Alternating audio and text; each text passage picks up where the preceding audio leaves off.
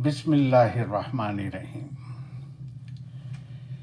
پچھلی ویڈیو میں ہم نے حضرت موسیٰ علیہ السلام کی مثال دی تھی اور ہمارا سبجیکٹ تھا رزق۔ آج اسی سلسلے کی دوسری کڑی ہے۔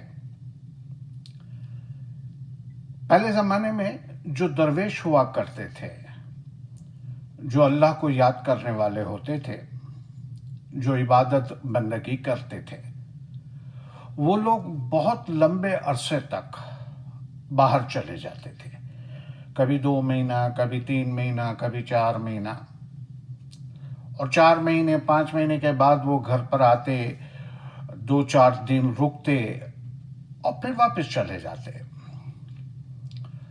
اسی طرح کا ایک درویش کافی مہینوں کے بعد اپنے گھر پر آیا، 2-4 دن رکا، بیوی بچوں سے باتیں کیا اور اس کے بعد وہ واپس چلا گیا۔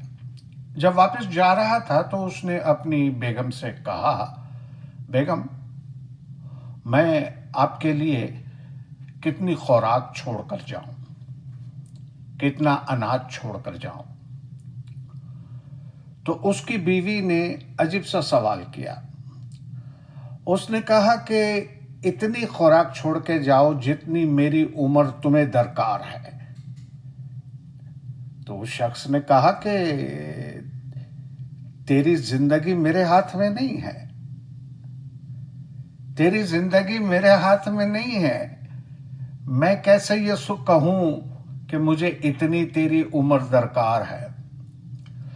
تو اس کی بیوی مسکرا کر کہتی ہے، پھر تو میرا رزق بھی آپ کے ہاتھ میں نہیں ہے۔ بس ایسی باتیں ہوئی، درویش چلا گیا۔ جب وہ چلا گیا 2-4 دن ہوئے تو اس کی پڑوسن اس کے پاس آئی، اور پڑوسن آ کر بات چیت کرتی ہے اور پھر پوچھتی ہے کہ تمہارا شوہر گیا؟ تو وہ عورت کہتی ہے کہ ہاں چلا گیا۔ تو وہ عورت پوچھتی ہے کہ کیا کچھ چھوڑ کر گیا، کوئی اناج وغیرہ چھوڑ کر گیا؟ تو اس کی بیوی کہنے لگی کہ جو رزق کھانے والا تھا وہ چلا گیا، لیکن جو رزق دینے والا ہے وہ ابھی بھی میرے پاس ہے۔ بس یہی ایک بات ہے کہ رازق خدا ہے،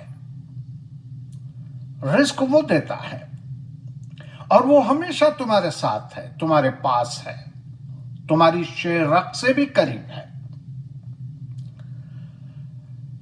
تو رزق اس کے سپرد ہے، اس کے پاس ہے، اور رزق وہ دیتا ہے، کوئی اور نہیں۔ وسیلہ بدلتے رہتے ہیں، آج کوئی اور وسیلہ ہے، کل کوئی اور ہوگا۔ بچے کا وسیلہ ماں باپ ہوتے ہیں، لیکن وہی بچے جب بڑے ہو جاتے ہیں، اگر عورت ہے تو پھر اس کا وسیلہ اس کا شوہر بنتا ہے۔ اسی طرح سے قدرت وسیلے بدلتی رہتی ہے، لیکن رازق وہیں پہ ہے، رزق دینے والا وہیں پہ ہے، وہ رزق دے رہا ہے۔ اور خدا قرآن کے اندر فرماتا ہے کہ وہ کون ہے جو سارے جہاں کو، چرند پرند درند، ہر انسان کو، ہر چیز کو وہ رزق دیتا ہے، اور وہ بندہ ہوا ہے، وہ باؤنڈ ہے۔ جب تک وہ ہمیں دنیا میں زندہ رکھنا چاہتا ہے، جب تک وہ ہماری زندگی چاہتا ہے، تب تک وہ رزق دیتا ہے۔ بس ہمارے یقین اور ہمارے ایمان کے اوپر منحصر ہے کہ ہم اس بات پر کتنا یقین کرتے ہیں، کتنا ایمان رکھتے ہیں۔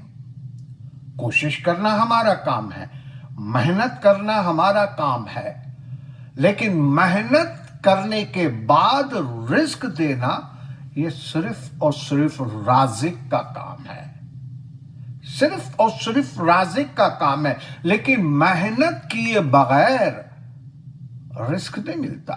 جیسے قرآن میں خدا نے فرمایا کہ خدا اس قوموں کی حالت نہیں بدلتا جنہیں اپنی حالت بدلنے کا خیال نہ ہو، جو اپنی کوشش ہی نہ کرے. اب ایک کسان اگر بیج نہ بوئے، ہل نہ چلائے، پانی نہ دے اور وہ کھیتی کی امید رکھے کہ اناج نکلے گا تو لوگ اس کو کیا کہیں گے؟ اسی طرح سے کوئی طالب علم ایگزامینیشن ہال میں ہی نہیں گیا، امتحان ہی نہیں دیا، پھر بھی وہ پاس ہونے کی امید رکھے تو یہ کیسے ممکن ہے؟ اسی طرح سے کوشش کرنا ہمارا کام ہے، لیکن یقین رکھنا بھی ہمارا کام ہے، ایمان رکھنا بھی ہمارا کام ہے کہ ہم ایمان اور یقین کے ساتھ یہ زندگی گزاریں اور اس کے اندر ہم یہ تصور کریں کہ رازق وہی دینے والا ہے. یقین جاننا زندگی کے کسی بھی موڑ پر وہ تمہیں اکیلا نہیں چھوڑے گا، وہ بھوکا نہیں مارے گا تمہیں، کیونکہ رزق دینا اس کا کام ہے، وہ دے گا. بس جیسے میں نے عرض کیا کہ یہ صرف اور صرف ہماری یقین اور ایمان کی بات ہے. اگر ہمیں یقین ہے، کام اپنی طرف سے کر دیجئے، باقی اس کے اوپر چھوڑ دیجئے، پھر دیکھیے وہ کس طرح سے رزق دیتا ہے.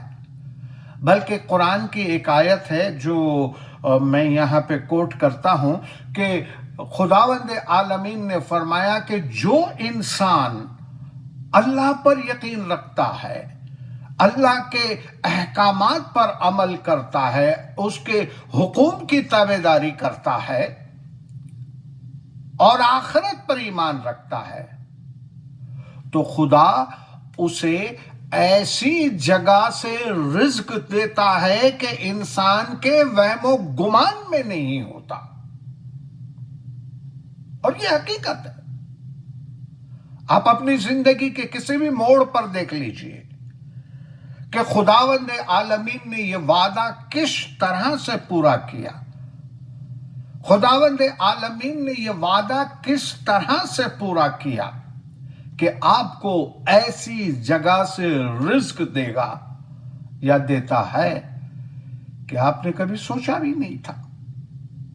مثلا میں اگر اپنی بھی بات کروں تو میں نے بھی کبھی سوچا نہیں تھا ایسی جگہ سے رب العالمین نے، رازق نے مجھے رزق دیا ہے.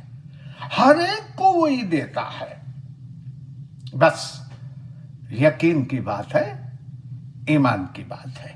اس یقین اور ایمان کے ساتھ زندگی گزاریے، جیو اور جینے دو. انشاءاللہ عزیز پھر دوسرے ویڈیو کے ساتھ اب سے ملاقات ہوگی.